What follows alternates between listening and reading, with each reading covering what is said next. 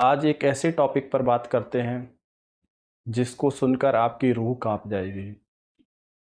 ये वीडियो उन माता-पिता के लिए भी है जो अपने बेटी को डॉक्टर बनाना चाहते हैं।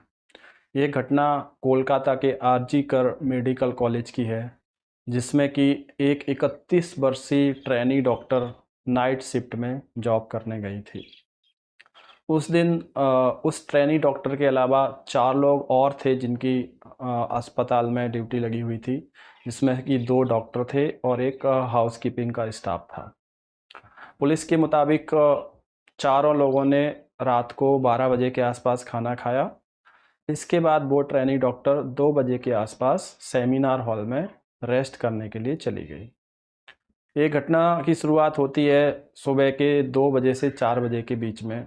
पुलिस के मुताबिक संजय रॉय नाम का एक आदमी सुबह के समय अस्पताल में पीछे के रास्ते से दाखिल हुआ और उसने वहाँ पर बैठकर शराब पी।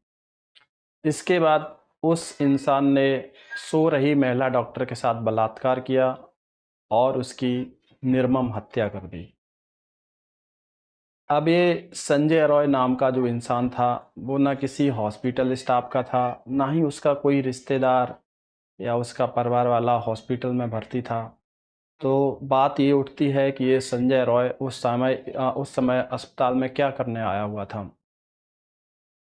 पुलिस ने जांच पड़ताल की तो पता चला कि ये जो संजय रॉय नाम का आदमी है, ये कोलकाता पुलिस का वॉलंटियर है। यानी कि जब भी कोई पुलिस में से अस्पताल में भर्ती होता, तो वो उसकी ये देख-रेख करता, उसके लिए दवाइयाँ लाता था। जब पुलिस ने सीसीटीवी फुटेज की तलाश की, तो पता चला कि ये संजय रॉय नाम का जो इंसान है, वो बिना किसी काम के अस्पताल में रुका हुआ है।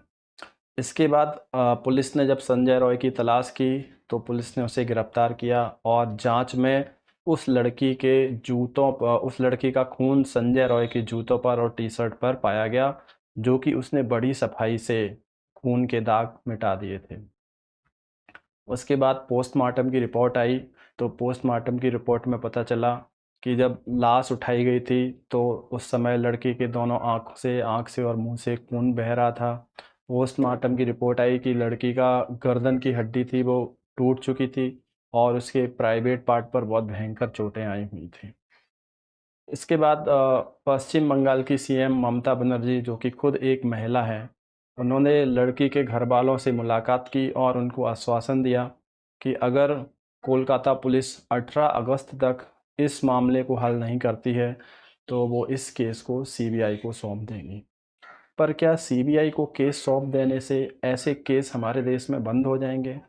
इससे पहले एक निर्भया कांड हुआ था 2012 में।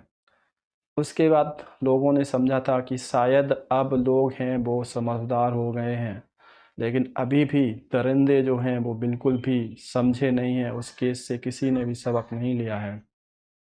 मेरी तो सरकार से यही गुजारिश रहेगी कि जो भी ऐसे दरिंदे हैं या ऐसे काम करते हैं, उनको जीने का कोई हक नहीं है। उनको जो भी सज़ा मिलनी चाहिए, कठिन से कठिन, वो भी उनके लिए कम है। इन सब बातों से ये भी पता चलता है कि अस्पताल की जो सुरक्षा व्यवस्था थी, वो भी बिल्कुल घटिया किस्म की थी।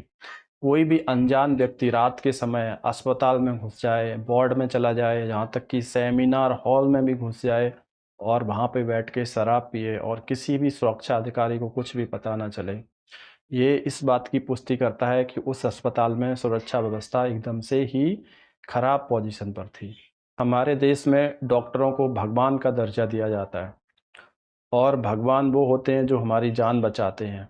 लेकिन जब जान बचाने वालों की ही जान खतरे में आ जाए, तो हम समझ सकते हैं कि हमारा जो देश है, हमारा समाज है, वो किस दिशा में जा रहा है। कोरोना के समय में यही जो डॉक्टर थे जिन्होंने अपनी जान पर खेलकर सभी देशवासियों की जान बचाई हुई थी, आज उन्हीं डॉक्टरों की जान है वो खतरे में है। हमारे देश की जनसंख्या लगभग 145 करोड़ है और हमारे देश में जो डॉक्टर हैं वो लगभग हैं 13 लाख। यानी कि अगर हम देखें तो हर एक 1100 लोगों पे, यानी कि 1100 लोगों के ऊपर एक डॉक्टर हमारे देश में अवेलेबल है। और भी उन डॉक्टरों की इस तरीके से दुर्दशा हो रही है, ये बहुत ही दयनीय है, बहुत ही निंदनीय है और बहुत ही शर्मनाक है। अगर उस अस्पताल की सुरक्षा व्यवस्था अच्छी होती, तो आज वो महिला डॉक्टर जीवित होती। जो माता-पिता इस साल अपनी बेटी को डॉक्टर बनाने के लिए उसका मेडिकल कॉलेज में एडमिशन कराने जा रहे थे, वो भी इस बात को ज़रूर सोचेंगे। एक बार उनके दिमाग में भी ज़रूर ये बात होगी कि अगर हमारे बच्चे ही सुरक्षित नहीं रहेंगे, तो हम ऐसे एजुकेशन का क्या करेंगे?